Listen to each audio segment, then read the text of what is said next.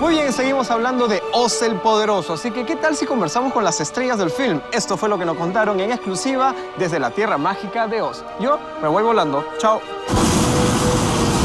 This is my sister, Evanora. I'm here to serve you. Rachel, how are you? I'm really well. How are you? Happy to see you again, and now this is in a different subject. Last time was for the Bourne movie, and now with the magic of Oz. So how do you feel? I feel like I left planet Earth. I went to the Emerald City. I learned how to fly. I learned to shoot lightning bolts out of my fingers.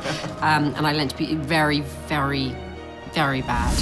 Towns were destroyed. The playing sequence, how was it? How tricky was it? I suppose wires, green screen, but... It was complicated and very fun. Sam Raimi made all the Spider-Man movies, so he has an incredible stunt coordinator.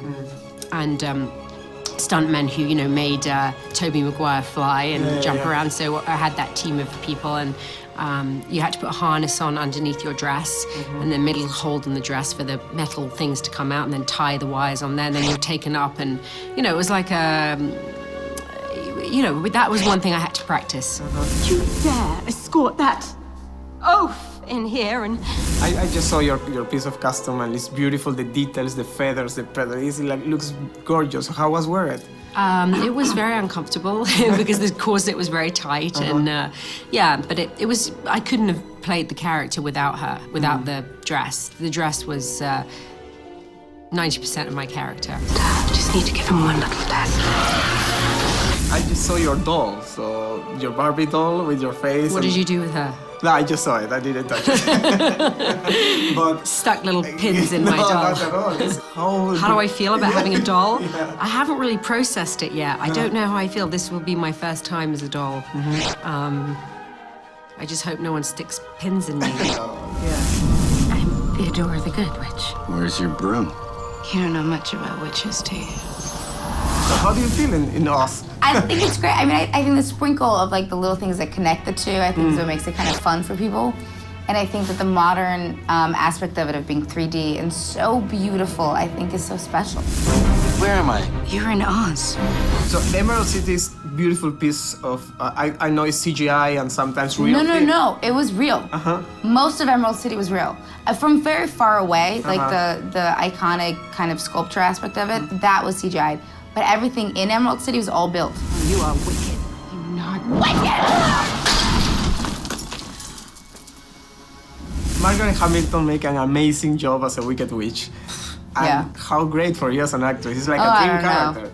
I don't know if it's great or nerve-wracking or if I just put my career 6 feet under. I think that she just did such a wonderful job with such an iconic, or created such an iconic character, that all I was trying to do, there's no recreating it ever, it was just trying to bring a reason to why the character became the way that she became, and try to do it as honestly and as much rooted in truth as possible. There's no way I was ever gonna do what she did. It's impossible.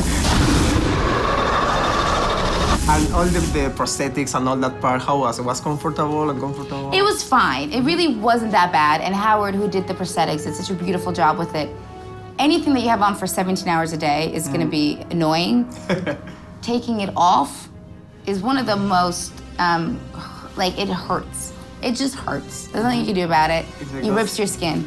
It's too tight glue and rip it off. Yeah, you take it off, you glue down with Snappy G and you take it off with like a specific type of oil. And what it does is, it just inflates your skin. It's almost like a burning sensation. It is, I think it took 2-3 months for my skin to stop swelling.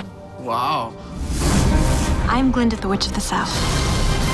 Michelle, how are you? I'm fine, thank you. How are you? I'm so happy to meet you. Thank you. And congratulations for the movie. It's for you as an actor, the very first time they approach you and say, okay, we plan to do this. What do you thought? The moment I read the script, I thought I'd really like to make that movie. I'd really like to play that part. I'd really like to exist in that space.